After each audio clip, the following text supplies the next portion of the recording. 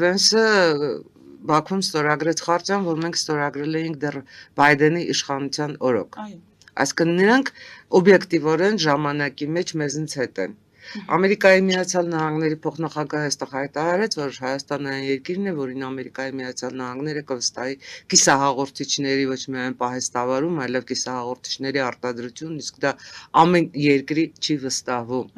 Ադրբեջանը նույնպես այդ փորձերը անում է, Ադրբեջանը նույնպես փորձում է դառնալ արհեստական բանականության կենտրոն եւ արհեստական բանականության նոր տեխնոլոգիաների ընձեռած տվյալների շտեմարանի եւ այլն այդ ամեն ինչի տեխնիկական մանրամասների մեջ չմտնենք,